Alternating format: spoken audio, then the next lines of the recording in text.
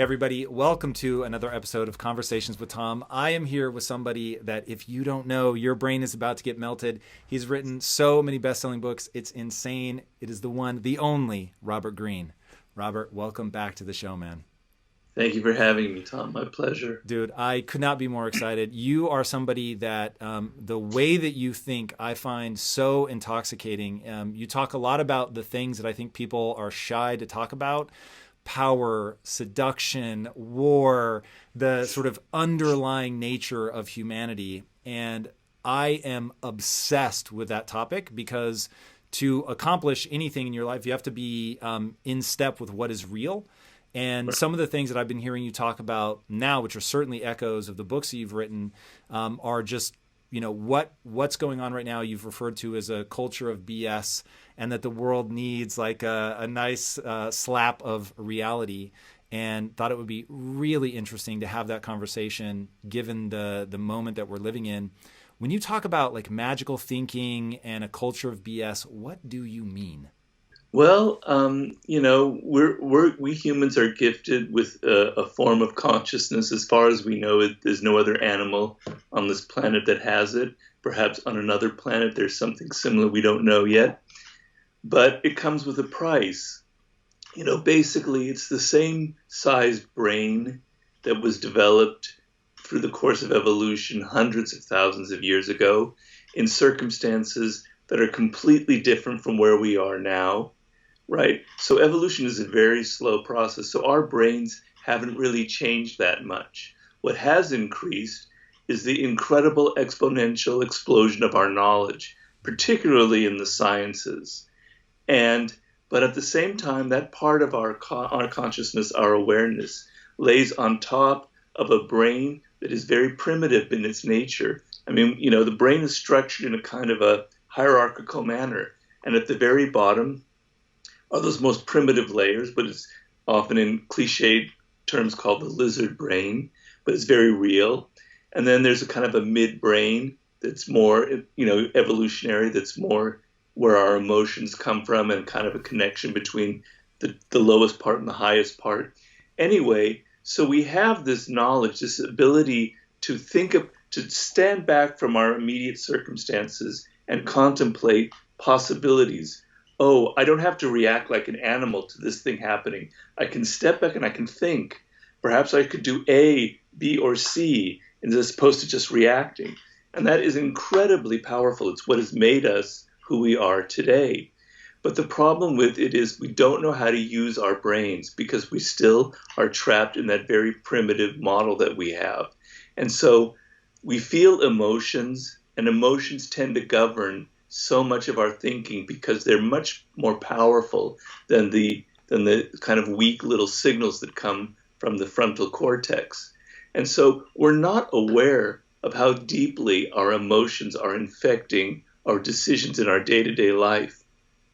And the people who know this the best are people in marketing, because they have been studying since the 1950s all of the amazing psychological experiments about how you can kind of manipulate people. How if you're a salesman and you just lightly touch somebody on the arm as a friendly gesture, they're 80% more likely to buy your product, right? If you use their name, all these other little tricks. They've been studying it, and they know deeply how much that emotional part of us governs our decisions when we buy things.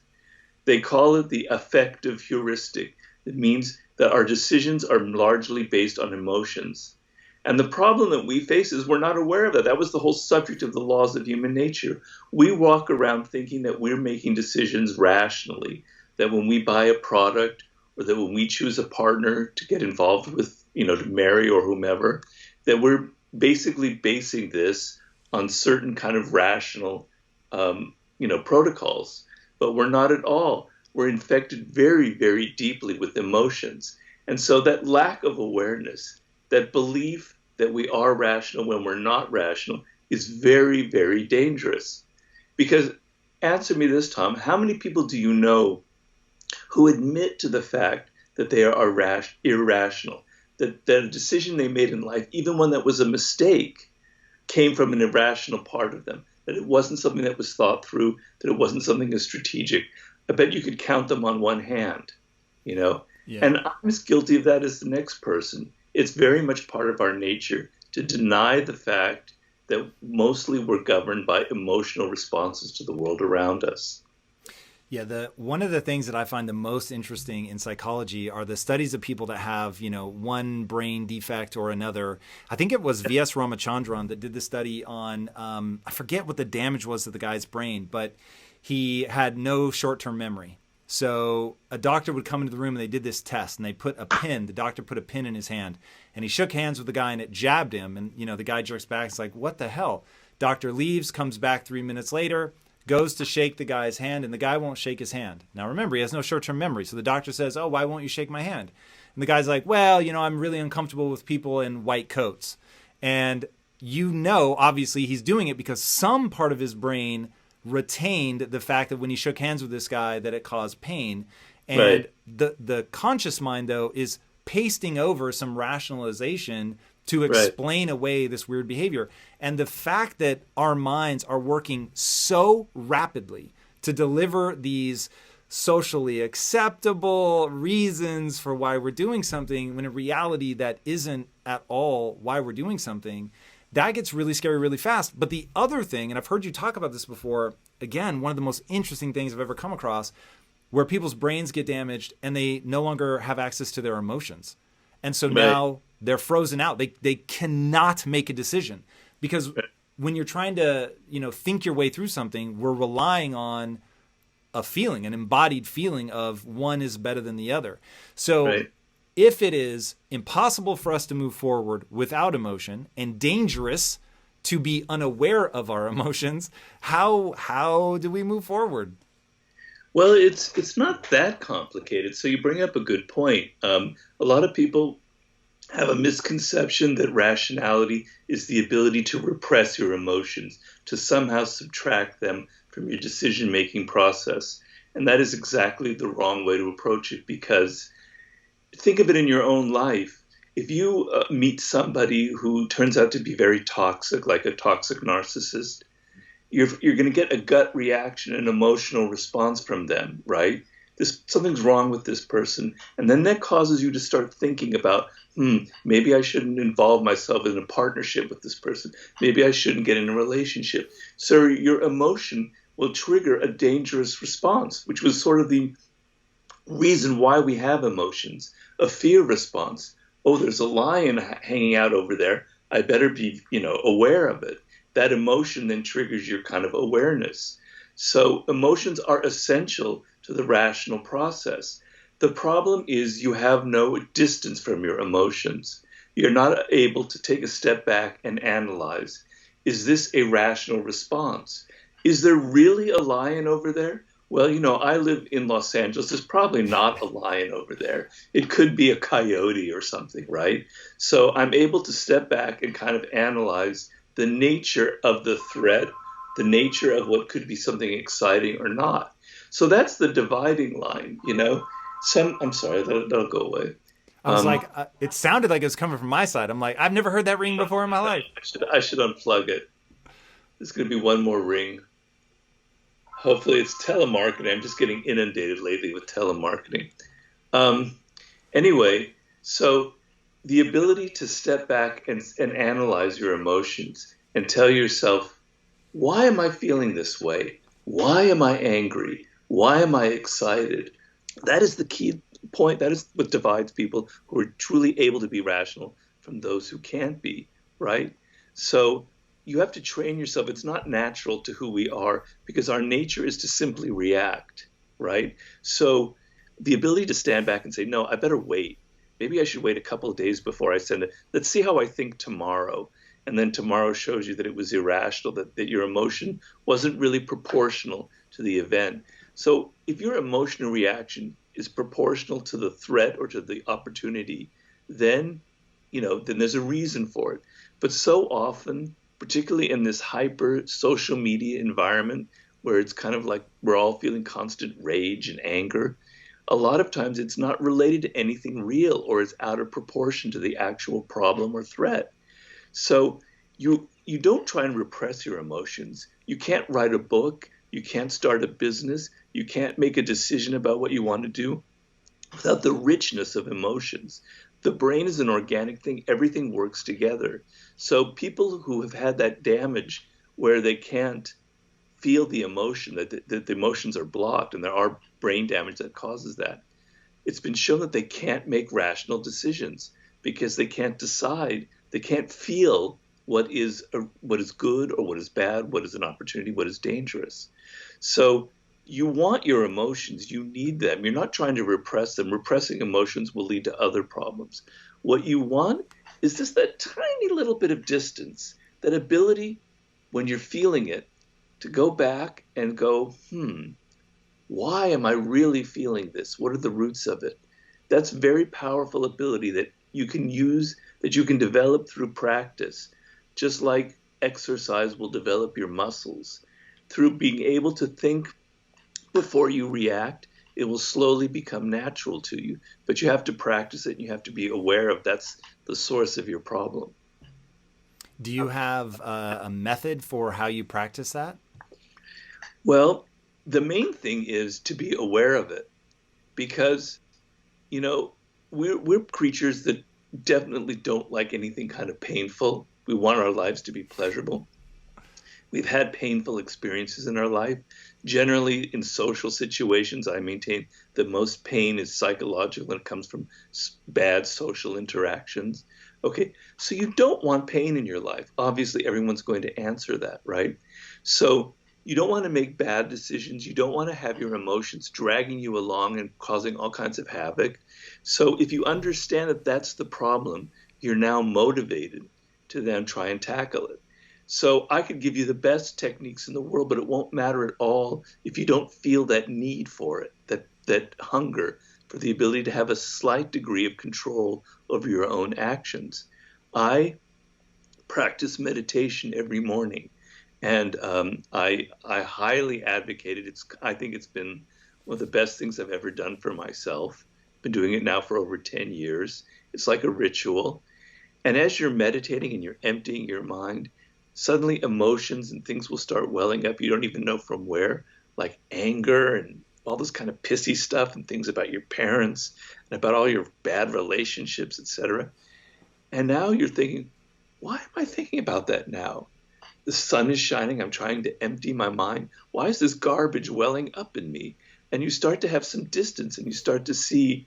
I try and picture it like my thoughts and my emotions, they're out there. They're like 2 feet away from me. They're not inside my head. They're over there. And I could watch my mind creating this little theater of all these little problems and dramas. And that's a beautiful thing. I catch myself now because I'm not perfect. I'm very human and I have the same problems that I'm talking about. But I catch myself maybe 50% of the time now. Wow, you're reacting here. That emotional idiot part of you, that lizard part of you is taking over, and I can step back. So meditation is a very powerful tool. Ryan Holiday, my good friend of yours, he has very much advocated the use of journaling, of writing things down, Mm. and I do that as well. So you can analyze yourself. But the main thing is you've got to train yourself. So in the course of a day, what I tell people is, let's say tomorrow, something triggers an emotional response, and it happens every single day in our lives, right? Something somebody says, something somebody you read in the newspaper or online triggers it. Okay, practice this one thing. Just I ask you one thing tomorrow.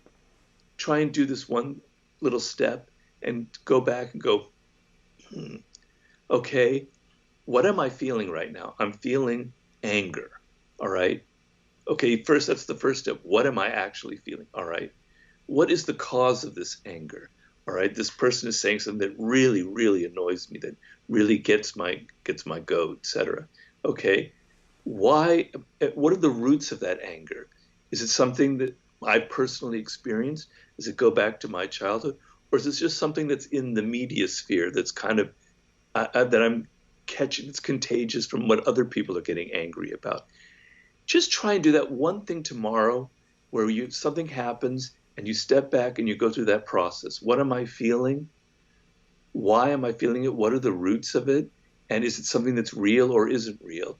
And then if you just do that once, it'll be very interesting because you never do it.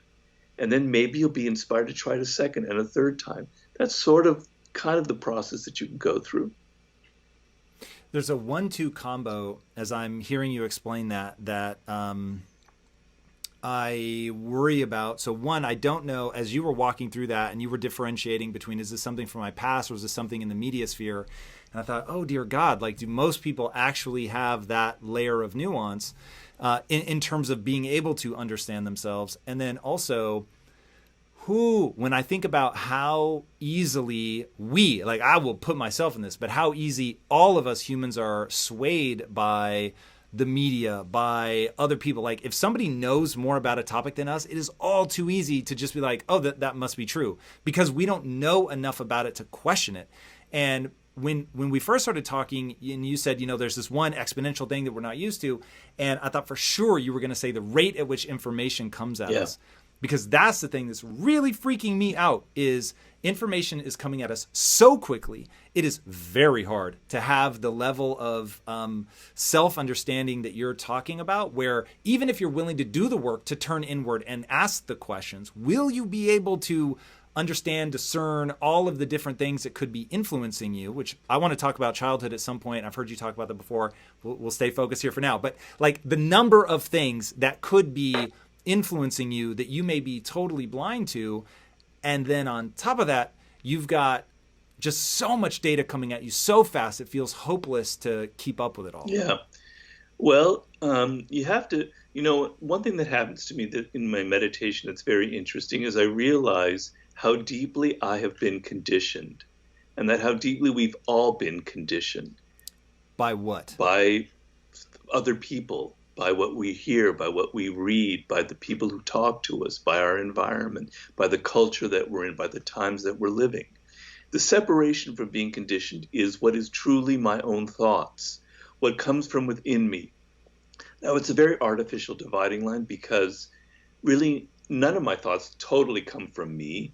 I've inherited language that goes back thousands of years. I was conditioned by my parents to respond a certain way, right? And, I've obviously, a lot of my ideas come from books that I've read. So not all of it, the dividing line between what's truly me and what's not is fluid. But there is something that you can say is me.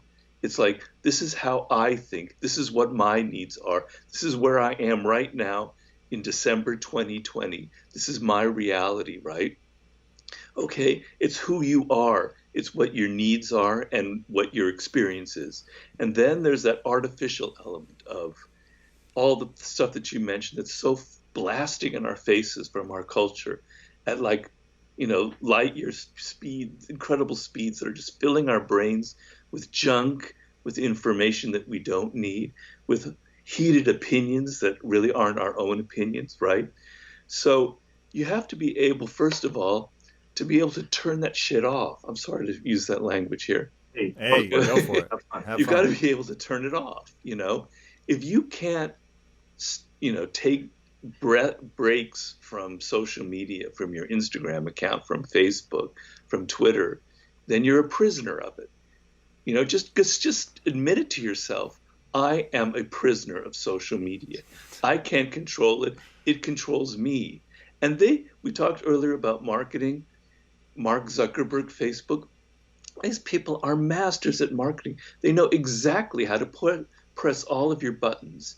They know that if they give a topic that's very controversial, that's maybe not necessarily true, but is very heated, they'll get more views, more likes, more posts, more reposting, etc. They know how to use certain colors to grab your eye, to grab your attention. They know sounds, little beeping noises on your stupid smartphone.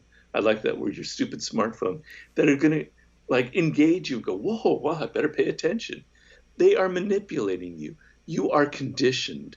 You are a prisoner of social media. You are not in control of it. You think you're the one that's posting all these things that you want to post about your life, but really you're not. You're responding to what everybody else is doing. You're being a conformist. If you really want to control it, you would have some distance and you would know, all right, here's something that's really affecting me as an individual, that's part of my life, that I'm excited about. I want to share that with people. And it comes from, instead of the need to get attention, instead of the need to get people to like you, instead of the need to just vent your rage, it's something that, like, I want to express a reality that I've discovered, an idea. How many times is social media used for the spreading of an actual idea that has been rationally thought out? Well, then that, if you're able to do that, then you are the one in control of this monster, this beast, and you can use it for your own purposes. But just think about, and I'm not getting on a high horse here. I am as much guilty of this as anybody. I know how powerful it can be. I know how, when I meditate, I go, whoa, where's that idea coming from? Robert, you have been conditioned. You've been brainwashed by the media around you. So I'm just as guilty as anyone. It's very difficult. You're submerged in it. We're social animals. We're creatures of our culture, of our times. It's not easy. But you have to be able to realize, the first step is to realize that you are someone who's been conditioned just as deeply as one of Pavlov's dogs in those experiments, right? Right. So that idea of being conditioned is, it's something that really worries me in terms of beginning to craft your identity. So I think a lot about sort of two things. I think about how do we help kids and make sure that they don't have to go through this huge unwinding process, so that their mindset, their belief system, their conditioning, for lack of a better word, is actually moving them in a direction that leads to a fulfilling life, an enjoyable life. And I think about how we unwind the conditioning that you're talking about, whether it's from parents, whether it's from media or what have you. How do you think about that process? And we'll take the harder one for an adult, for somebody that realizes, like, man, having just gone through an election cycle, the like absolute sense of urgency with every message at all, like it's life and death, like, pay attention. And everybody's like fighting, and it really feels sort of terrifyingly divided right now. And so thinking about, okay, people are splitting into camps. They're conditioning themselves more and more, be team players, think in the right way. How can people begin to unwind that so that we can be more open-minded, more mentally flexible, finding a way to find a common ground for it? I'm not sure. My real question is around conditioning. How do we recognize it, and how do we recondition ourselves? Well, the process is always sort of the same. I'm going to sound kind of monotonous in it, but it comes down to awareness, which is the key to all of the things that I talked about in the laws of human nature. So let's assume then that we go, okay, cool. I'm aware of the fact that this is happening. Now, how do I take control of that process? Like, is it be careful about the books you read, be careful about the TV shows you watch, or is there something beyond that? Awareness will spark everything. It means, all right, now instead of reacting, I'm going to think and I'm going to study. Okay? And it's actually, we humans, we want things to be fun and pleasurable. But trust me, the process of analyzing things instead of reacting is one of the most fun, pleasurable mental exercises you can ever go through. Because now, whenever I see a television show, whenever I see an outraged talking head on television or whatever, I'm going, I'm studying their body language. I'm going, what are the nonverbals they're communicating? Where are their ideas coming from? Is this something real? And stepping back and analyzing it is incredibly exciting, and it's more entertaining than just getting all emotionally involved in it. So if you know that you're conditioned, if you know that, for instance, I think it was, I can't remember who it was that wrote an article recently about how social media and media in general is designed to hit those anger buttons, right? That's how they've been navigating these whole 4 years of Trump. And it's why their ratings have been through the roof. So you know that that's what they're doing. You know that that's what's happening. Now it's exciting to actually see how they're doing it.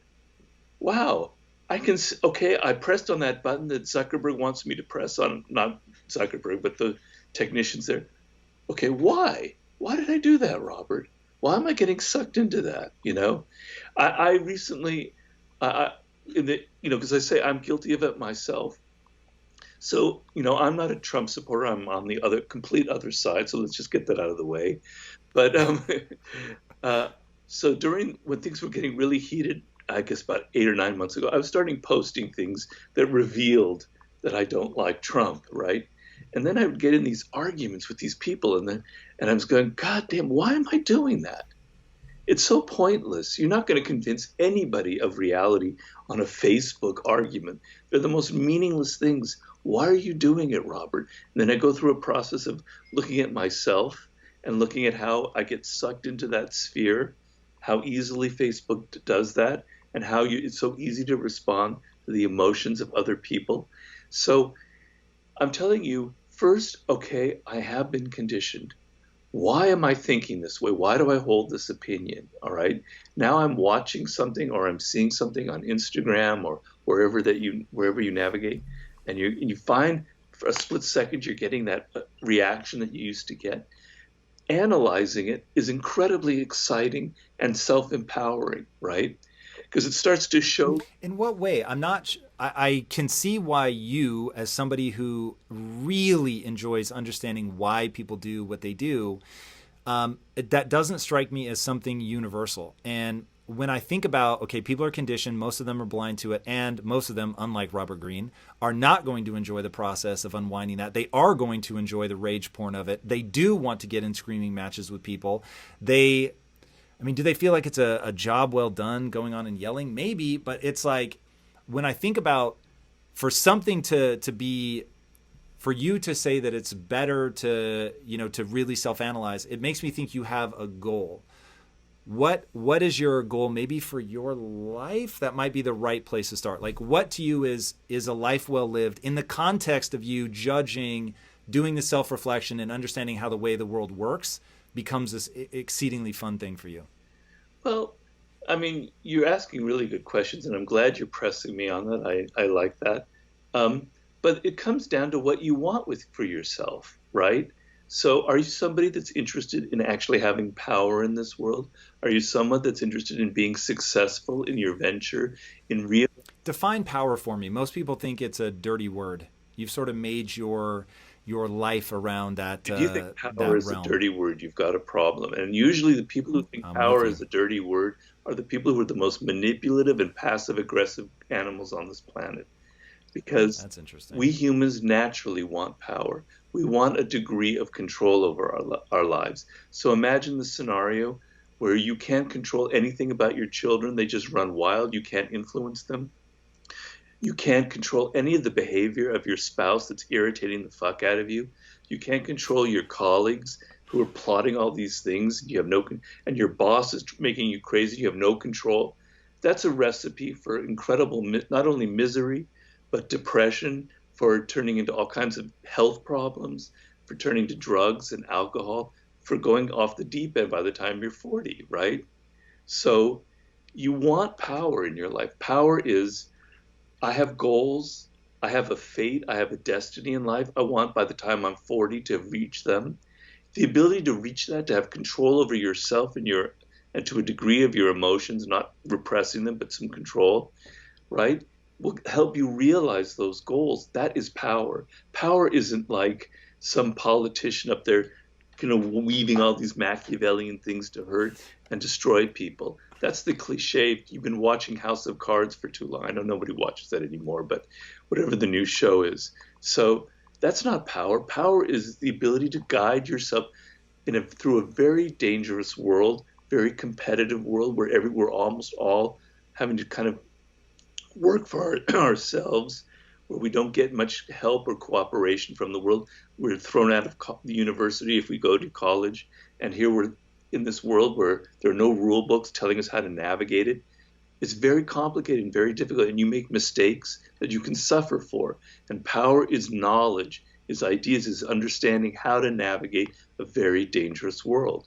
Okay, so you want that, to get back on track to what I was saying. So you want that, right? You want to be, this is something that I talk about in mastery, the idea of wasting your potential, of never realizing your goals, of never being able to, to create that business you wanted to create, or make that film that you think is in you, or start the business that you're starting, Tom. You know, that's what you want in life. And if you don't want that, there's nothing I can say that'll help you, right? I'm starting with the assumption that you want that, and I think most people do want that. Okay, so your rage, You're constantly being wasting time on the internet. You're constantly being infected by the emotions of other people, is wiping away day by day, second by second, all of your own power, right? Because what is your power? Your power, as you, Tom, is to be able to realize what makes you different, what makes you unique. You had, I don't quite remember the full trajectory of your career, but I remember you early on with the health company that you had started and all this. And then you had a plan. Your plan is to create this kind of empire. I'm not trying to reveal your secrets here, but you had, I'll reveal away. okay, you have this idea of creating a new kind of empire, sort of a new Disney, right? And that comes from something within. I'm assuming that there's something of the child in you that wants that you've wanted that for a while, that it represents something that's unique about you. It's not something that comes from social media or the people around you. That could play a small role, but it's mostly something from within you. It's you, okay? And that's you. What makes you different and unique is your source of power. And the days you spend getting angry about things that aren't have nothing to do with your day-to-day life, they're corroding that uniqueness of you, and they're making you a conforming Pavlovian dog that's just like everybody else out there in the world. If you look at the people who are truly successful and powerful, see them as kind of models or icons to reach. Okay? It's not to say that we all have to be incredibly successful to feel fulfilled. I'm not saying that. I know people who are really great carpenters who are great at that, and that's really fulfilling. And I know people who just want to be parents, and that's their life's task, and it's tremendously fulfilling. But the people who are really successful, even at those things, we can say that they're unique, that they're one of a kind, that there's nobody else like them, and that is the source of your power, right? So you want that. If you don't want that, I can't help you. But if you do want that, the time you're wasting getting enraged and being manipulated and feeling all these things and just getting into that lizard part of you is time you're wasting, and your life is a lot shorter than you think it is. Whew, ending on a big one there. Before we get to mortality, death, all that, which I think is incredibly powerful, I want to talk about that the idea of Carl Jung and the shadow side. So no, I don't think there's anybody writing today that speaks as eloquently as you do about the shadow, about the sort of dark energy that we all have inside of us that can be extraordinarily powerful. And I know you well enough to know your beliefs around this are nuanced, but listening to you as you were talking there, it's like, don't get sucked into rage. You're going to be wasting your life. Life is shorter than you think. That is true. But there's also an element of capture that rage, my friend, leverage that rage, point it at something that makes sense.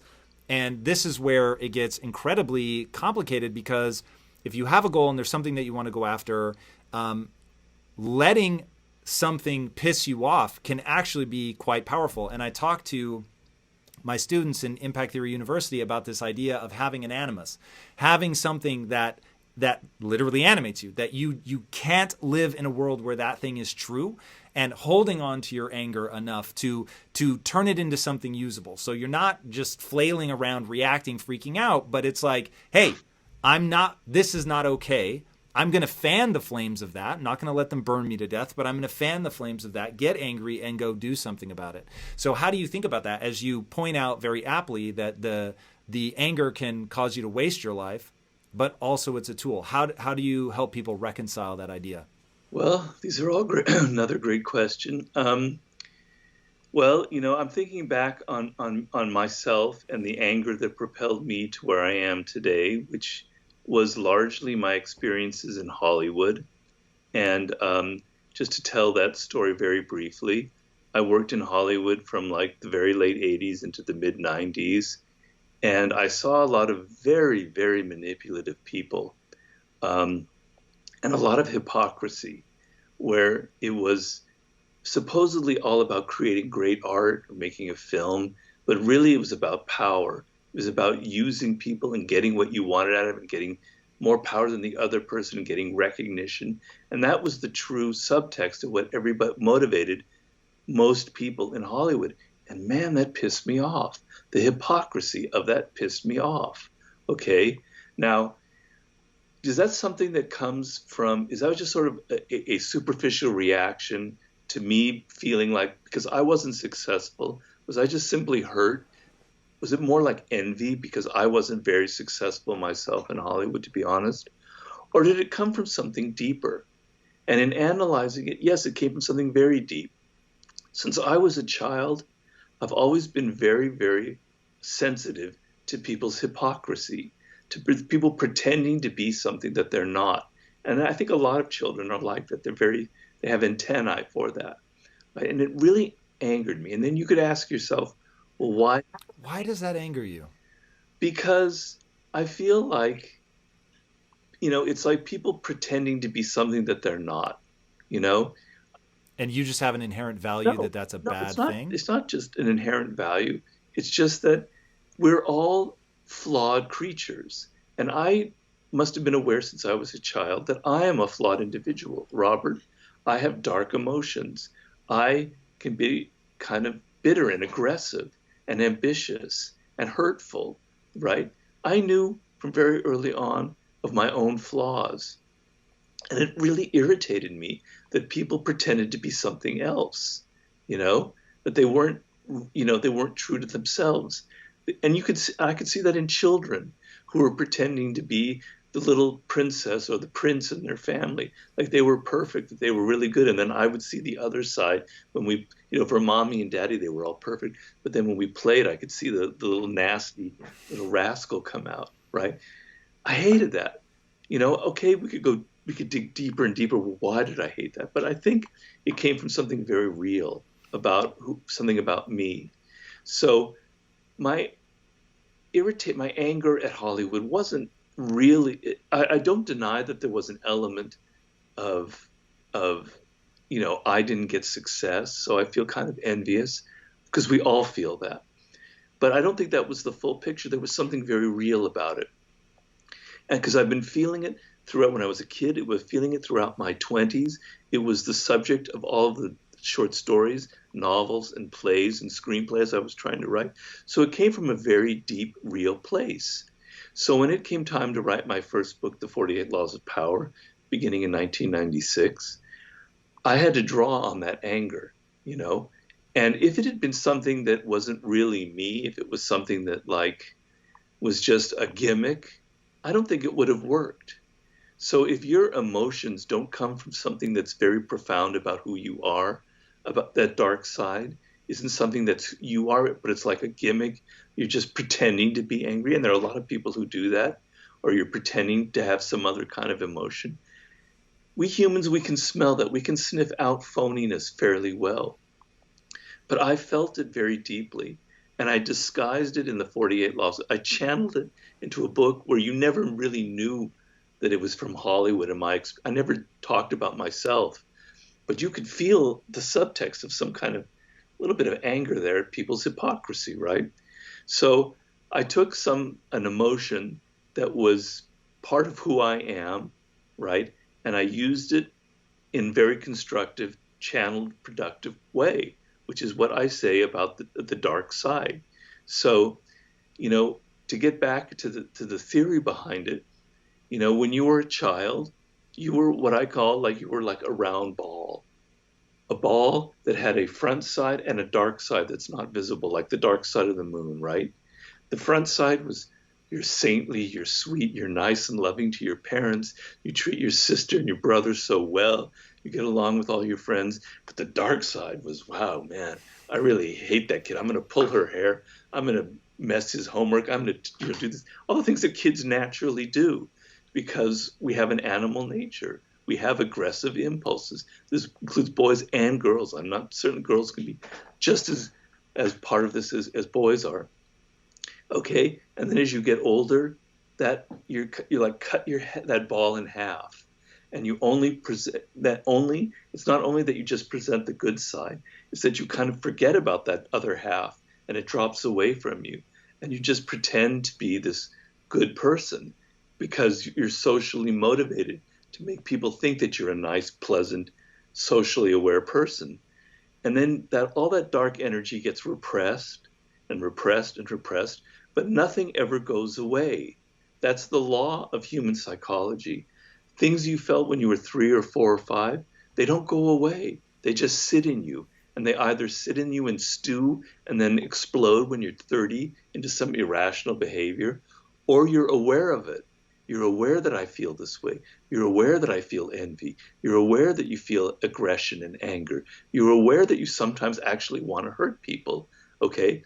You're aware that you're a full human being and you're not a fucking hypocrite like so many people are out there. I have a dark side. It's part of who I am. All right. But don't you try to keep that in check? I mean, it's not like, what's your prescription on that? Is it like, what does it mean to integrate the shadow? It means, we keep coming back to this, as I said, I'm so boring here because I keep repeating the same idea. It means you're aware of it, right? But being aware that I'm angry or that I have bitterness or whatever, like, isn't it really because what I'm trying to figure out is, you and I react very differently to the sort of bullshit of Hollywood's a great example because now as you have exited, I am now trying to enter. And because I am so hyper aware of how people talk about Hollywood, I came in and said, look, I'm just going to make my reputation I'm always going to tell you where I'm at. So when I see somebody being fake, full of shit, whatever, because I'm attuned enough to see it, for the most part, I'm sure people pull some things over on me. But for the most part, I feel like I can sniff it out, like you were saying before. But I have like almost a sadness that that's the only tool that they've learned to leverage. And so I don't get the sort of anger towards people that are manipulative or whatever. Go ahead. That's fine. But what's your point? So where I'm going is how do you get to the point where now you're not just being aware of it, but you're using it? So it's how can somebody who's listening to this go, I am going to take so you gave us the example of how you channeled it into your book, but now just like in terms of daily life, I'm guessing when you see somebody being fake, you don't rage out on them. So you are restraining. Sure. It. So when I talk about integration, is it the awareness leads to just being able to hold it back? Or is there, like, I will use it if somebody's bullshitting me and they're trying to be aggressive to me, then I just be aggressive back.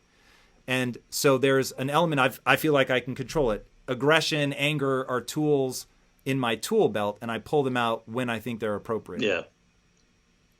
Well, that's good, but are you conscious? Are you aware that you're doing that, or are you just simply reacting to people? Are you able to? That's certainly been an evolution. So are you able to use it in a somewhat strategic way? So, for instance, there's somebody you come across in Hollywood who is a manipulator, and you can smell it. But if you like simply call them out on it, you might create some problems for yourself. You might create a counter reaction that will work against you. Are you able to step back and go, I need to be strategic with this asshole. I need to not just simply react. I need to say something that will either show him or her that this is what they're being like, or I need to take some kind of action that will thwart them. Are you able to do that, or are you just simply getting angry in response? I'm very strategic, but at the same time, I want to feel good about who I am as I walk away from that exchange. So I don't want to feel like I'm just bullshitting people either. So normally I put it into asking questions about like, what's your goal? Or I'll even say like, it feels like you're angry with me or upset with me and I don't understand why. Yeah. And if you can help me understand, I'm certainly not trying to piss you off. And it has, like, I won't say it, I haven't been in it long enough to know what the long-term repercussions of my strategy are going to be. It's created awkward moments. It has certainly ended potential relationships. But I'm constantly trying to think about who I want to be in the exchange when I walk away and what I want my long-term reputation to be. And that means having the uncomfortable conversation up front so that what I say to you doesn't end up being different than how I actually move, if that makes sense. But how is that your dark side? Well, so what I'm trying to figure out in terms of what you mean by integrating. So I'm guessing it, hey, here's what I do, which is if somebody's being aggressive towards me and it seems like the right answer, then I will like let off like that little valve of, instead of repressing everything, I will let a little bit come out. But I don't know. The only way that I leverage my shadow is as energy when I'm alone. So I don't know that I'm integrating it in an intelligent way in these exchanges. And I think that's part of what I'm looking for, is feedback on if there's a way that I haven't got. So here's how I present it to people that ask me. And I say 80% of your time should be in the light, should be in the beautiful things, the wonderful things you want to create, optimism, hope, compassion. 20% of the time, you're going to lean on, I call it the dark energy, the shadow side, where it is, for instance, when I am fucking exhausted to my core and I just do not have energy to keep going, in those moments, I think about the people that want me to fail. And I'm like, fuck them. I am not going to let them be right. I am not going to let them see me fail. It is a dark, ugly, petty energy, and it's fucking intoxicating, and it gets me up, and it gets me going, and it keeps me pushing. Answering your question right there. You're answering my question. There's your integration right there. You're taking an emotion that could be destructive if you acted on it in the wrong way, and you're using it as a way to motivate yourself. You're not spewing this at people. You're making it sort of sharpen your own ambition, your own goals, and go, I better get up in the morning and prove this idiot that they're wrong about me. You're not hurting them, but you're channeling it into something productive. So you just answered your question. That's very much integrating it. It's whether your dark side is used for destructive purposes. I'm not advocating that you hurt people. I didn't go out and ever name a single name of anybody in Hollywood who ever did it. You could read my book. You'll never know that that's what it was about, right? I didn't want to hurt people. I don't like you. I don't like hurting people. It makes me feel ugly. And that ugly feeling ends up costing me more than any kind of benefit I might have gotten from venting it, right? I don't want that. But so you're not actually trying to hurt people. You're using it to make yourself more productive. So, for instance, you have a business, you have ambitions, you have goals, and you use all the people who doubt you, like you're doing, and you're going to make that a motivating device. That's very powerful. Let's say you're an artist and you've had your parents were really nasty to you. They were very abusive, and you carry that around with you. And it's like this 500-pound rock on your whole life. It's just pressing you down. And now in your play or your book or your movie, you let it out. And you don't say this is who they are, but you express it indirectly about very manipulative people, and you show your kind of anger in a work of art. And some of the greatest works of art have an underpinning of some kind of motivating anger. That's productive. Let's say there's something that really pisses you off in the world, some form of injustice, whether it's sexism, racism, whatever it is. Instead of like just getting on Facebook and posting all kinds of stupid little things and not getting anywhere, you go out and you decide, I'm going to start a movement. I'm going to create some kind of social movement that's going to actually get something done. I'm actually going to contribute to society instead of just venting and spewing my own personal pet peeves. You're taking that dark energy and you're channeling it into something productive. That's the integration. You're not using it to hurt people. You're using it to motivate you to create something. And the other thing is, we live in a culture that is so politically correct, where people are so worried about, if I use this pronoun, am I going to offend that person? If I say this, am I going to lose my career? We're all so repressed that to see somebody who expresses some of that repressed emotion in their work, particularly in a work of art, it's like, wow, that's great. It's an attraction. It's a form of charisma that we'll have because you're less repressed than other people. So I'm trying to tell people that dark side contains incredible creative energy, incredible motivating power, like you said, when you get up in the morning, and use it. Don't be afraid of it, but use it. Does that kind of answer what you're asking? Oh, man, powerfully. No, that's I totally get that. Now, when you think about that sort of charisma that can be born of that, and you think about the PC culture that we're living under now, what do you think about that? Like, is this moment crushing creativity? Is this moment a filter for the people that have the balls to speak up? Like, do you want to see us get on the other side of this? How are you conceptualizing this moment that I will say is it's certainly unlike anything I've ever seen in my lifetime. Now, you have a much broader view of history to know if we just constantly loop through moments of this sort of PC madness or if this is unique to this time. But where do you come down on it? Well, as somebody who reads a lot of history, I tend to never think that a moment is unique because I've read about moments like this throughout history, and I'm definitely a believer in cycles, that we go through trends in culture, that we have this illusion that we're just progressing and evolving to some higher place. And my conception of history is that it goes around and around and around and around, not but round. And so there's cycles of incredible conformism. And we could say, how often does it happen? I don't have a numerical answer to that. But there are periods of incredible conformism where people are all upset and there's like standards and conventions and codes that become very rigid. So it's not like something new. We humans always have codes and conventions of behavior because we don't like anarchy. We don't want people going around saying whatever they feel like and doing whatever they feel like. We always have codes and rules. You can say this, you can't say that. And the people who rant against political correctness are often very guilty of it themselves because they have their own conventions. It's just that they don't like your conventions. They prefer their own conventions and rules. Okay? So it's human nature to do that, right? But there are moments of incredible looseness, like the 1960s, and there are incredible moments of very rigidity, like the 1950s. It was a reaction against all of the conformity and the codes and the McCarthyism and all that kind of rigid stuff that was going on in the Eisenhower era, right? So these things go in cycles. Now, I could be wrong. It could be that we're just going further and further and further to some incredibly puritanical, era where you just better say and do the right thing or you're in trouble, kind of like 1984, thought speak or whatever it was called. Thought control, I forget the word, double speak. It was double speak, yeah. Okay, so we could be going up in that way. I don't have a crystal ball, I can't say, but my instinct is to say that this will turn around. Why? Because we're creatures that really actually love freedom. It's something I'm writing about a little bit in my new book. It's that our brains have incredible capacity to think anything. That's a benefit of our human brain and the deficit of it. So we can imagine anything. We can imagine unicorns. We can imagine, whatever it's called in Nevada, where there's space aliens.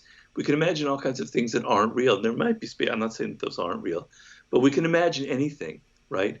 But we love that mental freedom. And so a repressive, puritanical, PC culture is actually counter to our nature.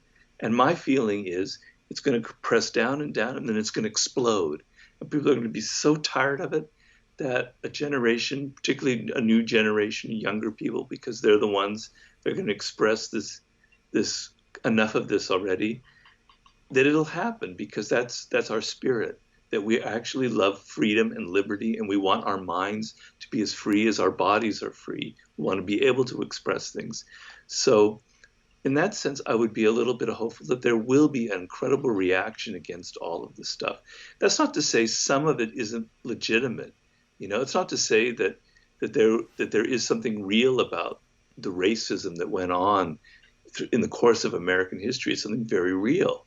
And so to be aware of that and to be aware of how it's embedded in our culture, in our language, et cetera, is not a bad thing. It's a very positive thing.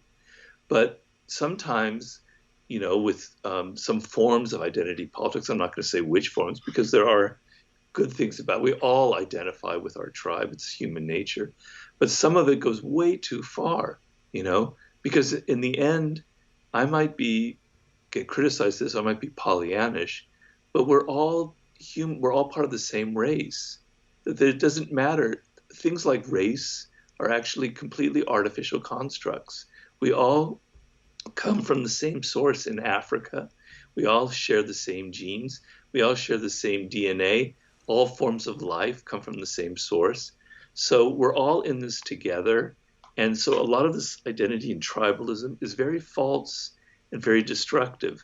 And I just think at some point, People are going to be so tired of it because it's just so repressive.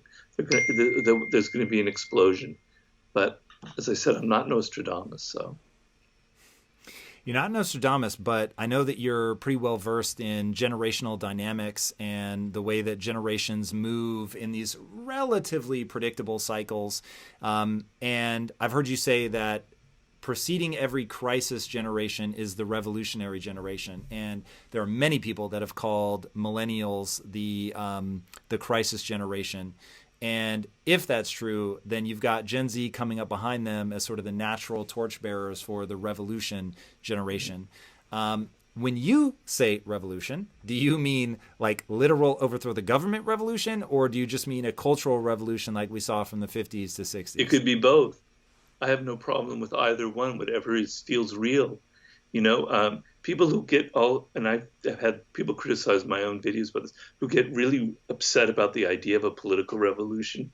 Well, I'm sorry, but the United States was formed by a political revolution against, a monarchy, right? And so England had its own revolution. The French had their own revolution. Yes, they're destructive elements and they can go way too far. But political revolutions, if they happen for a reason, that the politics no longer serve people's interest. I'm not necessarily advocating political revolution, but they happen, and they often can have, in the long run, positive effects. They can also be negative. But also, I'm talking about a cultural revolution. It's not up for me to decide. I'm not 18 years old right now. I'm an old borderline boomer, borderline Gen X, or whatever you call it. So I'm a dinosaur. Do you feel like old people should depending on where we draw that line, but do you feel that there is an age at which you reach that you should sort of remove yourself from that discourse? Well, you shouldn't remove yourself because you have experience, you have things to say, and you have things to teach people. But you should just get off your high horse and think of this natural superiority that you have to the younger generation. And you should get off the idea that you're going to impose on them your own values and your own judgments. If young people have certain desires and things that they don't find are happening in the culture around them, don't get your back up and be this kind of reactionary person defending everything from the past. Understand that you were like that when you were in your 20s. You wanted something that was more, you were interested in change. You were interested in new kind of fashions and new ideas, right? You've just lost touch with your own younger self, right? So it's not like you have to go off and retire somewhere. It's just that you have to let young people, give them some space to start creating a new world. But if I were 18 right now, I would feel a bit of anger. And the anger would come from the boomers and the older generation. They've kind of dominated the world, and they have certain values in politics and culture that feel kind of dead to me. They don't relate to my experience. They don't relate to the kind of digital world that I've grown up in. I'm hungry for something that relates to me and my generation and where I am at. And so I'm going to use that to create something new and different. And so that's where the Gen Z could be a revolutionary generation. It could happen on the level of culture. I also believe it could happen on the level of politics, because our politics is pretty much very static and very dead right now. I don't think it relates very well to people's realities. So whatever that, I'm not saying it would be a full bloodshed, guns in the streets revolution, but some political change would be healthy in a way. So it's more like this world doesn't fit me. It doesn't fit who I am. And I know I had that feeling when I was 20. I'm walking into a world of my parents who come from the World War II generation, and their values, they don't fit me. I don't feel comfortable with them. I'm not comfortable with their music. I'm not comfortable with their books that they read. I'm not comfortable with their values. I want something that's more myself. And so, you have that agitating spirit. And I think that's a positive thing, because if in nature and in culturally, change is, to me, always a good thing. And some change could be negative, but in the overall macro picture, change is always positive, because it's what we humans thrive on. It's what drives all the innovation, all the changes that have been positive throughout our incredible evolution. So, like Machiavelli, because he's sort of one of my prophets, change is something that's extremely healthy. Even if in the moment it feels wrong or painful or a step back, in the long run, it's always for the better for humanity. It's interesting. We'll have to go farther in defining terms here before I know if I agree with you. So when I think about change for the sake of change, I don't think it isn't always good. So there are going to be times where you go backwards and people are not benefiting from that. But for a long time, I was really hardcore about the idea of I wanted to live forever. And I really started to think about why has nature, because there is at least jellyfish that are truly eternal, and in barring something violent, they will live forever. And what's interesting, though, is for them to accomplish that feat, what they do is they grow into a full-blown jellyfish, but then they collapse back into like almost an embryonic mush, and then they grow back again. So it's very interesting that the strategy that's deployed is to go again into something that resembles sort of a neonatal state. And I thought, is it possible that the reason that nature has not favored one thing living forever is that it stagnates, and that you just aren't getting that fresh take, whether it's physiologically fresh, right? So it is not the strongest of the species that survive, nor the most intelligent, but rather the most adaptive to change. Is it that? Like you just constantly iterate, and you basically have to kill the old so that the new can come? So I thought maybe that's it. Like maybe the reason that it would actually be problematic for one person to live forever is that it is so hard not to become dogmatic. And I think I do a good job. Like I hunger for change. I love change. But I will stop just short of saying that I like change for the sake of change. I will say that change as an entity, if that's what you mean, like change as an entity must always exist. Things that calcify into dogma or ossify or, whatever the right word is, turning to solid stone, that terrifies me. And I'm sort of equally terrified. I'm terrified of chaos, which is just change for the sake of change. Yeah. And then I'm terrified of ossification, right? So where exactly that balance is.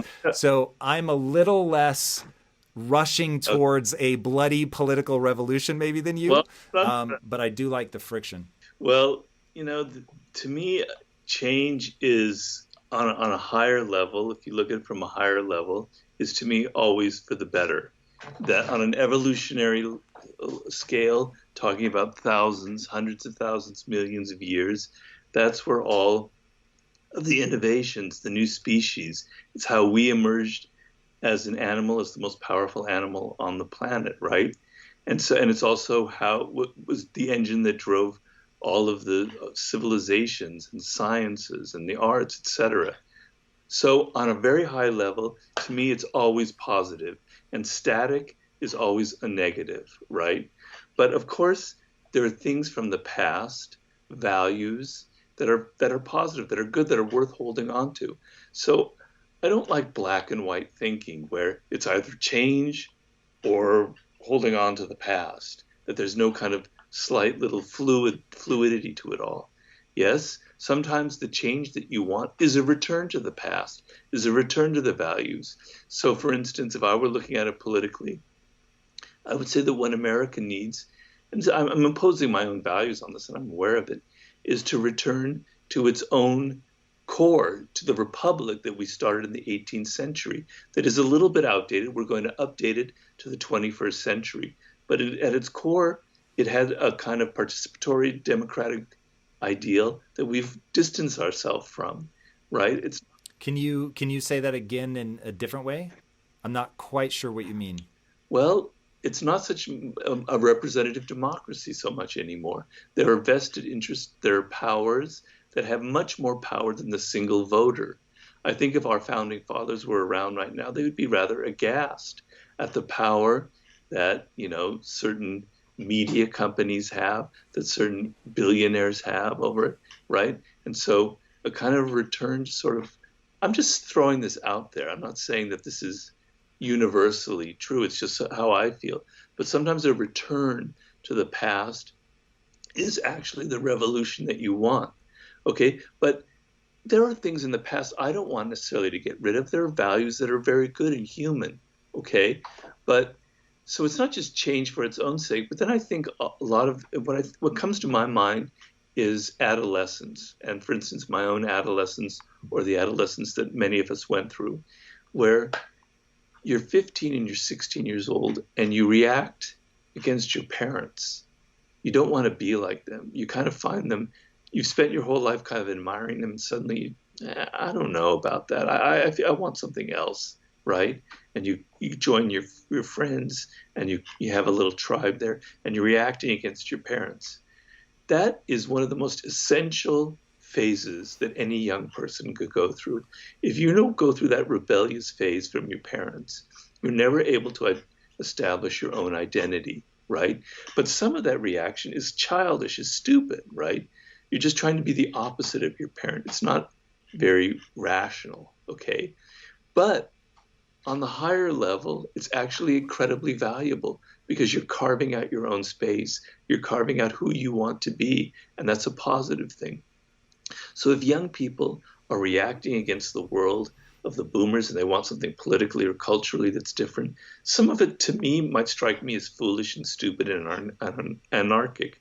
But on a higher level, I go, it's for the better, because people, we need change. We need new ideas. We need constantly new values. It's like water that has to keep moving. Otherwise, it stagnates and it gets unhealthy, and all kinds of bacteria start festering. That water needs to be constantly circulating to be sort of a healthy environment. And so culturally, we need that constant circulation. It's not change. To me, what I want is a culture that's dynamic. I want dynamism. I want the ability for a change to happen. I want the ability for people not to be afraid and to be constantly recycling and going through this process again and again and again. To me, that's the healthy aspect. And I talk a lot about it in my books. I contrasted in the 48 Laws of Power the paradigm of Athens, perhaps one of the most creative, dynamic cultures ever in the history of humanity, what we look back to as a golden age. And I contrast it with Sparta, its arch enemy, this incredibly rigid militaristic society that didn't want any change, and for hundreds of years managed to keep out any kind of change in its system. Whereas the Athenians were all very fluid, they were merchants, they were making money, they had all the arts. And to me, that is sort of the ideal that we all want to return to, and that Sparta is what we want to avoid. That's really interesting. Talk to me about what made that a golden age. I know that you're incredibly well versed in the classics, and I've heard few people talk about some of those things in as interesting a way as you do. Not the least of which was your take on Athena and strategy and some very, very interesting ideas. So what is it about that period that makes it something to sort of look at fondly? How did they keep that circulation going in a useful way? Well, it didn't last very long. It really only lasted for about 100 years, even less. So it was kind of this fleeting moment, but sometimes those fleeting moments are the richest in history. The Renaissance didn't really last that long either. But, well, it started from, this is the first true democracy in the history. There were signs of it in other cultures, I don't deny it. There were little sparks of it. But this was the first true democratic culture. And to take that step was incredibly brave and incredibly dangerous. So, was there one particular ruler that had to give up power for that?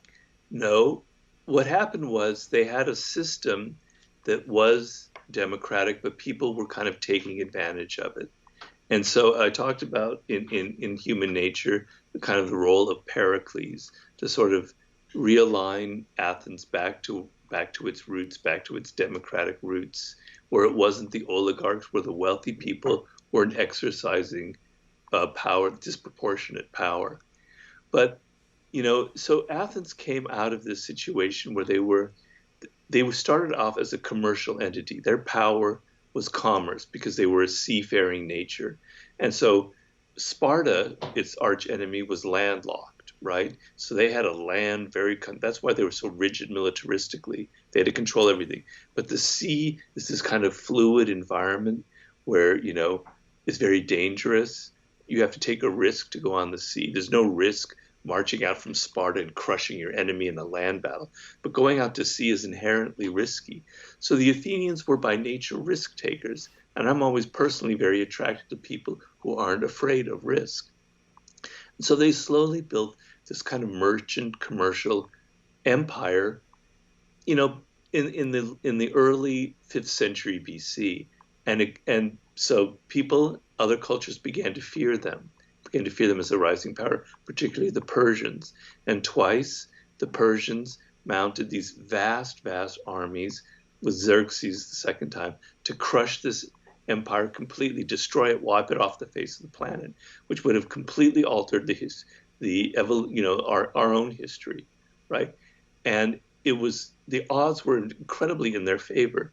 And this little tiny city state with a much smaller population, they were able to defeat this mighty, mighty army. And so out of that, there was a tremendous rush of patriotism. Look at who we are, look at what we did. And the temptation in that moment would be to get conservative, to become all kind of, we need to hold on to what we're doing. We need to hold on to our empire. We need to, build, just sort of stay where we are. And instead, they doubled down on their democratic roots, and they created this incredibly dynamic culture in which power was constantly changing hands. And, the explosion culturally was insane. The theater, the visual arts, architecture, etc., and the sciences. It's what we all admire, what we want.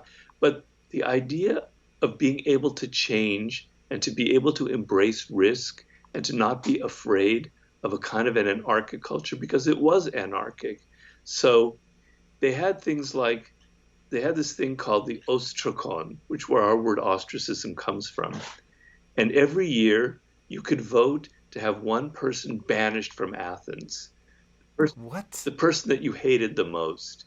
And the word came from a piece of ceramic called an ostrakon. And you would vote for who was that one person you hated the most and wanted to get rid of in Athens. And everybody voted, and the person who got the most votes was thrown out of Athens, right? Even if nobody ever got more than 7 votes, or was there some sort of minimum There threshold? would always be someone who would get thousands of votes, the most irritating demagogue in the culture, right? Wow. I had no idea. Yeah, that's where our word ostracism comes from. And sometimes it was good, and sometimes it wasn't so good, because there would be rabble rousers who would say, we got to get rid of this person, and they would get rid of them for all the wrong reasons. But mostly it was this vent for the populace to say who they thought was dangerous, and that we could get rid of him. And it was incredibly populist. It was incredible.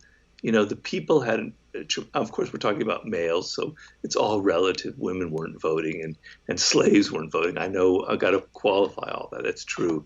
But for the time, it was incredibly revolutionary. The amount of power that the people had in Athens was remarkable. And so they weren't afraid of that. Of course, it all collapsed with the Peloponnesian War. And so this fleeting golden moment was very short-lived, but it was. No, I know nothing about that. So what ultimately brings it down? Just weak military? Well, no. So Pericles, so Sparta is trying to initiate a war against its rival Athens. They're going to destroy it. And Pericles, I talk about this in the first chapter of the laws, of human nature. Pericles comes up with a strategy for how to defeat the Spartans. We're not going to fight them on land. We're going to defeat them with our navy. And he ends up dying from the plague that hits Athens in that year. I think it's 429, 426 BC, something like that. And then everything kind of goes berserk because he's gone. And the Athenians kind of go insane. That's why I use it as the paradigm of irrationality. And they decide, they get arrogant and hubristic, and they think, we're actually going to crush Sparta now. Instead of just trying to defend ourselves, we're going to turn around and we're going to crush them and get rid of them. We're going to invade this town of Syracuse, which is on the island of Sicily, now on the island of Sicily, which was a major ally of Sparta. And if we destroy them, we've destroyed one of Sparta's allies, and they're going to fall. They're going to sue for peace. They end up in launching this enormous, all of their wealth and all of their ships go into this invasion of Syracuse, and it's a disaster, and they're humiliated and they're defeated, and it's pure hubris, and Sparta is now has the upper hand, and in the course of a few years they completely crush Athens, they take it over, and the democracy is essentially finished by about 404 BC. And if you ever want to read one of the greatest books ever written, it's The History of the Peloponnesian War by Thucydides, the ancient Greek writer. It's one of the most amazing documents. You can't believe that this is something that you're reading from the 5th century BC. It is so modern, and his way of thinking is so beautiful. And he kind of chronicles the rise and fall of Athens in a very kind of iconic way. And what were his key insights? That it was hubris, and that is sort of what really took them down, or? Yes, more or less. They kind of lost a sense of their ideals, and they got drunk with the idea of empire as opposed to preserving their democracy. They became drunk on power, and they thought that they could assert themselves all over the Mediterranean and kind of rule by force instead of by persuasion. And they kind of got distanced from their own values, and generations of it's very kind of oddly similar to what we're going through, where a series of demagogues and populists rose to the top and kind of perverted the values of Athens and led to its destruction. So it's this incredible parable of what can happen to any civilization. So yeah. All right. If I were watching this interview back, I know I'd punch myself in the mouth if I didn't go back to this idea of anarchy and there being elements of that are good. Tell me more. I have always had a default assumption. I will admit I have never thought about anarchy as having anything positive to offer. So I'm open-minded. Bring me in. Tell me why anarchy has elements that may be useful. Well, it's not anarchy per se. It's change. I mean, so let's go through an example that I know very well, which is the French Revolution. It's something that I've studied a lot, and it excites me for some reason. And here you have a monarchy in France that has existed for, at the time, 700 years, very static, in control of France. By the time you arrive in the 18th century, it's kind of ossified into this very silly culture with Marie Antoinette and Louis XVI, with these silly rituals and these courtiers and everything. And the populace is suffering from famines, and they're starving to death, and there's incredible inequalities of wealth, and it's basically a dead culture. And then slowly the fans of revolution start churning, beginning in the early 1780s. There's some revolts against the famine, etc., and against the king, and then it explodes in 1789, right? And we're all more or less aware of what kind of ensued with the guillotine and the terror, and how it goes way too far, and it turns into a bloody nightmare, Okay, and then after that falls apart, then Napoleon kind of rises to the top, and he's sort of part of the French Revolution, and then he slowly turns it into something very conservative, etc., on and on and on. But the argument that most people have is, the French Revolution, all that bloodshed, what was it for? Why that kind of anarchy, as you might put it? What did it lead to? What good was it?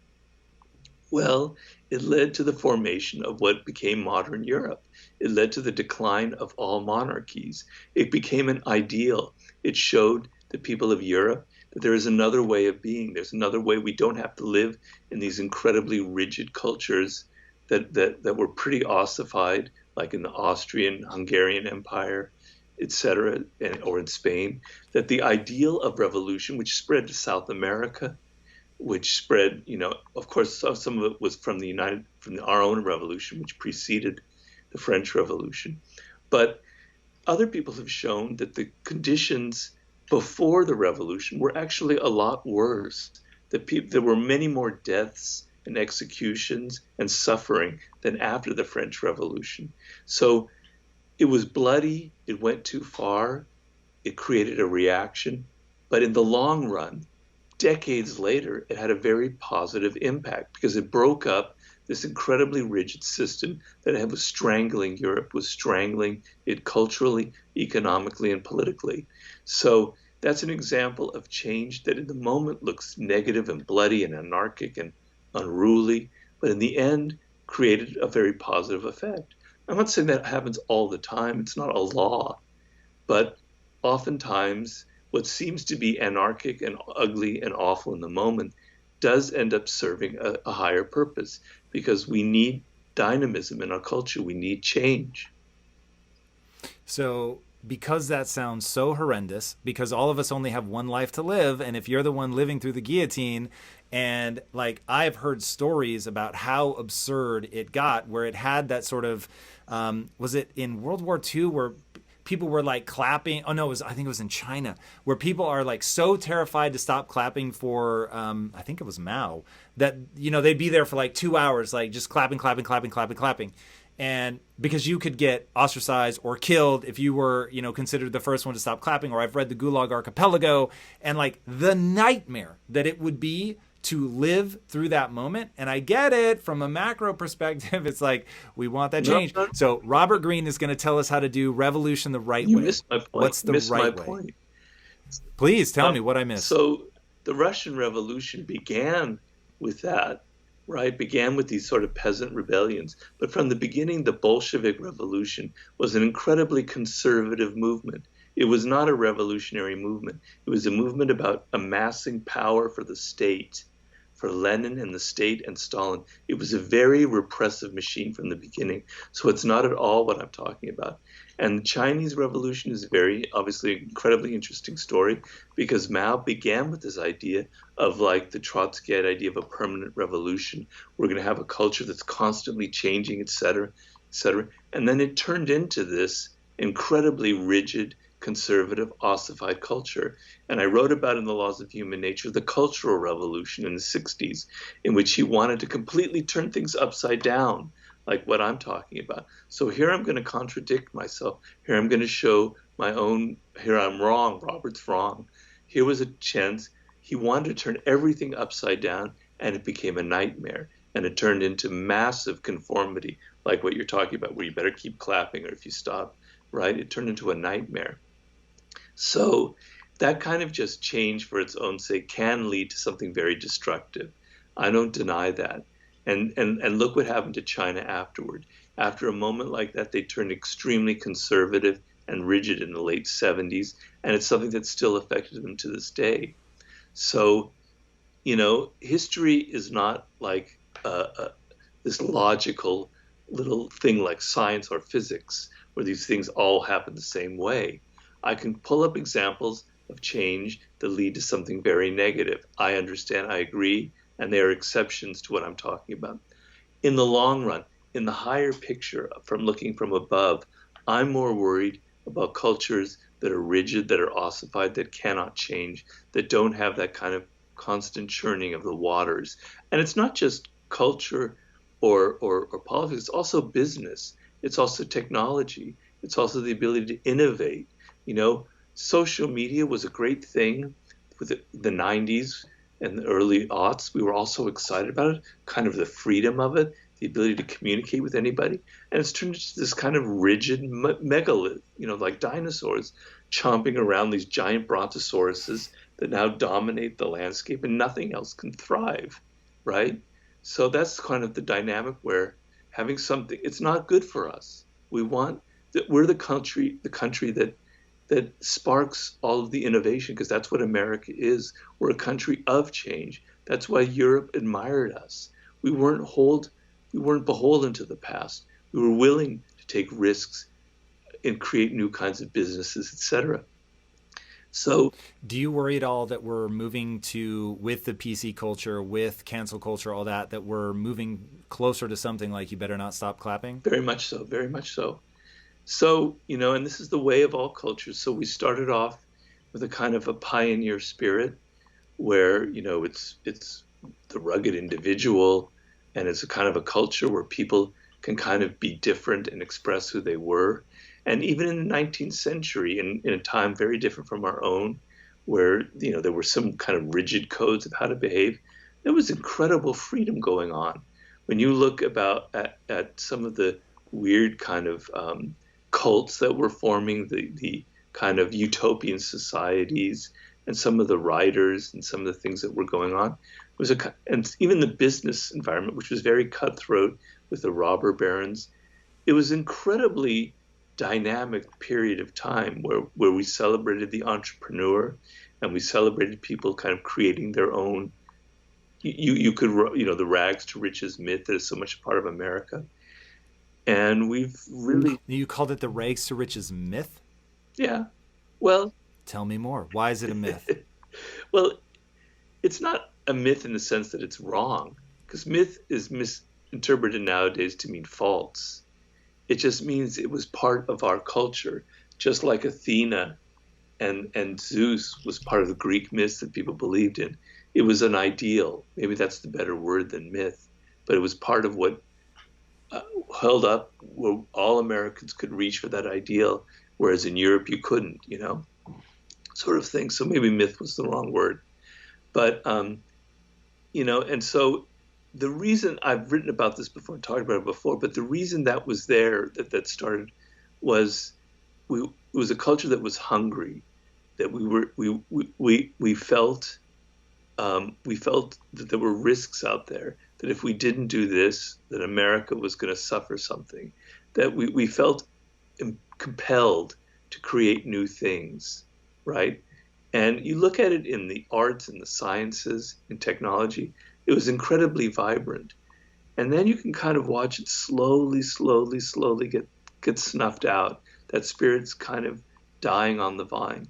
And then Kennedy in 1960, he saw what was happening, particularly in the Eisenhower era, and he wanted to get back to that, what he called pioneer spirit, and he launched what he called the New Frontier, which was part of the space race. And and the space race was what created the internet. If it wasn't for NASA, we wouldn't have the internet.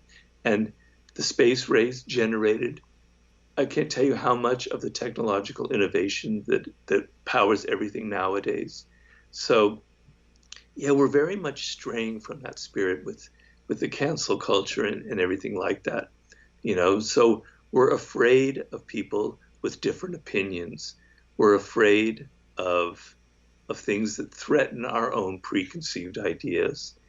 And that kind of, to me, runs counter to some of the spirit of our country. It's not, we've never completely lived up to our ideals, but that is the ideal that I think drove us for so many generations.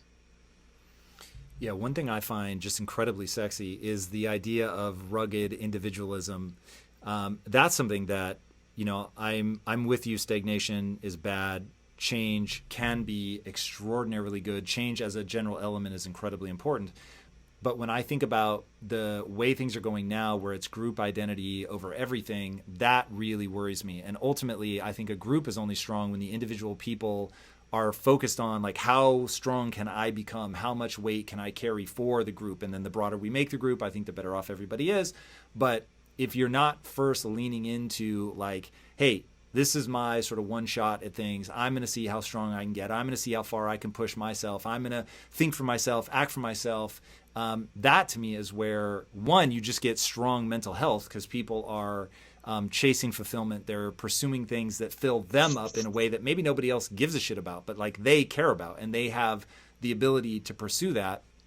And then you marry it to an idea that we flirted with at the beginning that I think now is the time to talk about, which is mortality, man. Like, you've got precious little time on this planet, and are you doing something that you think is rad, regardless of whether other people are telling you that that's what you should do? Like, is it something that fills you up?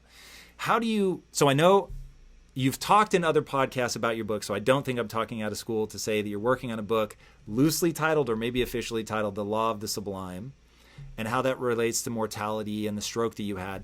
Tell me more about it. How do you think about the fact that this is all finite? How does that tie in? Because when I think of sublime, I think of something so beautiful as to, it's fleeting, it's beautiful, and almost painful in its beauty. Right. Is that close to how you think of it, or do you think about it totally? That's very wise. It's very intuitive of you. Because the thing about the sublime that I'm trying to capture the essence of in the book is that it's a mix of pain and pleasure. And that's what makes it so powerful. So the idea, That's really so interesting. the idea of our mortality is obviously very painful, right? What could be more painful? But the idea of transforming that into something beautiful, into something enlightening, into something that kind of fills us with a much different spirit, which motivates us to get something done, which makes us appreciate what we can look at. We're alive, and the sky is blue, and and all that.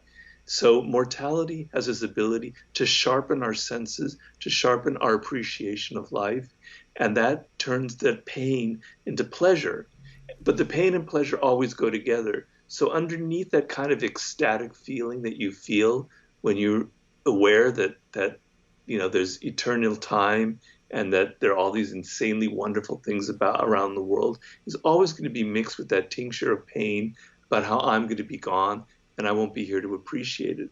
But that mix of the two emotions is what makes it so powerful and so insanely addictive, right?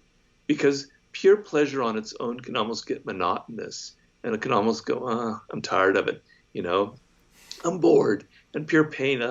But the combination of these two things, and so in my book, I'm talking about how every element of the sublime has the mix of those emotions and why neurologically that is such a powerful thing to us.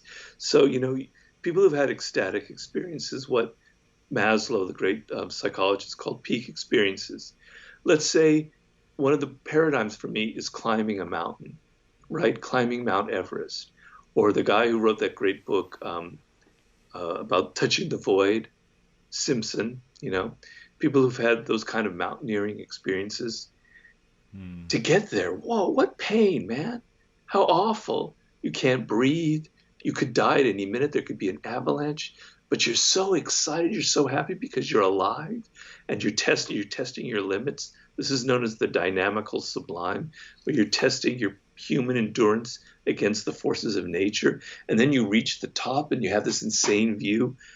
That's like the paradigm of the mix of these two emotions. Now, that might all sound kind of hoity toity, something very rare in life. I'm not going to climb a mountain. I'm not going to feel that way about death, but I'm trying to bring it down to everyday things in your life so that the sublime is not just these rare moments where you climb a mountain or whatever it is, but it's in your everyday consciousness, right? That's the goal that I have. Because I think what people are missing nowadays is they don't have a sense of awe and a sense of enchantment about the world around them. They feel everything is kind of dead and everything is sort of the same. But the actual truth of it is that this world is so unlikely that you and I, Tom Bilyeu, are talking right now over Skype about these very issues 5,000 years ago.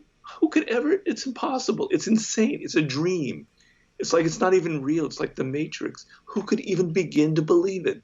Every moment of your life is like that, but you're not fucking aware of it. You're so wrapped in banality that you're not aware of the insane awesomeness. So my first chapter, which I finally finished, was so difficult, was about the cosmos and about the Big Bang and about the universe and about the origin of stars and how the moon came from the Earth about 4.5 billion years ago, collided with this other Mars-sized planet called Theia. It was this giant collision, and the pieces of dust from that collision started spinning around the Earth, and by gravity, it kind of coalesced and it became the moon. And wow, the moon is just like this dust that came from Earth, right? And then in the beginning, it was like much like two-thirds closer to Earth than it was now.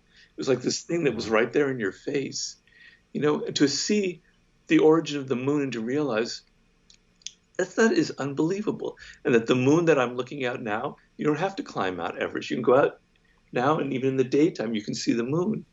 That's the same moon that people in ancient Babylonia were looking at. And so you're having the same experience that they're having. You can time travel. I do a lot of time traveling in this book, where you can experience what it was like 5,000 years ago, 1 million years ago. You can travel through art. The internet is the most sublime thing ever invented. Now, I'm writing this book, and I have one little question about a dinosaur that I'm wondering about and how it survived, I do three little clicks on my computer, and whoa, I've got all the answers of all these experiments. It's insane. It's insane the world we live in. It is so insanely beautiful and sublime. You're just not aware of it, you know? So I don't know if I'm answering your question. I'm going off the deep end here, but that's kind of... No, you are, and in your words and in the way that you're saying your words, which is really interesting. And I think that putting it in context of what you've been going through in the last 2 years helps. And what I love is that knowing that you had a stroke, knowing that you were in a coma, and I mean, that's about as near death as anybody is going to get, knowing that you've struggled. And, you know, I know that you've said that you thought you'd be farther along in your healing than you are now. And then one final piece to the puzzle, which made what you just said so powerful, is that I know that as a writer, you normally write the thing that you need. So the fact that you're turning towards the beauty and the sublime, would it be accurate to say that this has been part of how you've reconnected to joy and wonderment as you've gone through sort of this incredibly difficult period? Yeah, it's probably what's keeping me alive right now, to be honest with you, because it really fills me with, because it's been very frustrating dealing with I mean, I'm not complaining. There are people dealing with a lot worse in this world, people with coronavirus, etc. But it's been very frustrating not being able to take a walk, not being able to hike, not being able to open things, not being able to type, just little frustrations. But it's weird because the book, when I originally had the idea for the Sublime book about 15 years ago, I was going to write it. And then I got sidetracked by the 50 Cent project. And then I got sidetracked by Mastering Human Nature. And now I'm coming back to it. But when I had the original idea, I was going to travel to all parts of the world, and I was going to see all these weird sublime landscapes in Argentina. I was going to go to Antarctica. I was going to go dive and be with the dolphins and the sharks in these waters. I was going to have all these insane experiences and write about them. Okay, now the irony is I'm doing the book, and I can't even walk outside my house, right? So my life is so limited that I have to find that now in my head, but it's an advantage. Talking about turning shit into sugar, that's how I'm turning that shit into sugar, because it's the limitation is I have to use my own brain to experience it. But for people out there who are trapped in a bad job, who can't voyage to Antarctica or Argentina, etc., I'm trying to make the book something that's going to relate to you just like me. If you feel trapped or you feel limited, you can explore, you can do all of these things sitting at home and expand your mind and feel it and give yourself a greater sense of excitement about even the weirdness of just being alive right now. So that horrible disadvantage that I've had where I can't do the book that I wanted is actually the best thing that could have ever happened to me, I think, in the end, as far as how the book will eventually come out. Framing is everything. Robert, thank you so much, man. I enjoy every second that I ever get to spend with you. I'm super excited about your new book. Where can people engage with you in the meantime? Well, my old website is still there. I gotta get my social media a little better. I don't deny that. Talking about change. So my old site is powerseductionandwar.com. The and is spelled out. And there you have links to all my other books. And there you have links to my Instagram, my Twitter, and my Facebook accounts. And there's an email address where you can write to me. But if I can get the time and I can get the energy going, I am trying to and I also have a YouTube channel that's new where I'm doing a series of podcasts. So you can go visit that. There's a link to that on my website. But eventually, the next time we speak, I'll have a much more modern, up-to-date, real-looking social media presence. Because right now it's kind of, whoa, what's wrong with that guy? Well, I look forward to it, man. Dude, thank you again. This is a lot of fun. I really, really do enjoy hanging out with you. Guys, dive into his world. If you haven't already read his books, they are absolutely extraordinary. And by the way, we also have multiple episodes that we've shot together. I highly encourage you guys to go watch those. They are amazing. I've watched the episodes on his own YouTube channel. They are fantastic. So be sure to check those out. And speaking of something that's fantastic, if you haven't already, be sure to subscribe. And until next time, my friends, be legendary. Take care.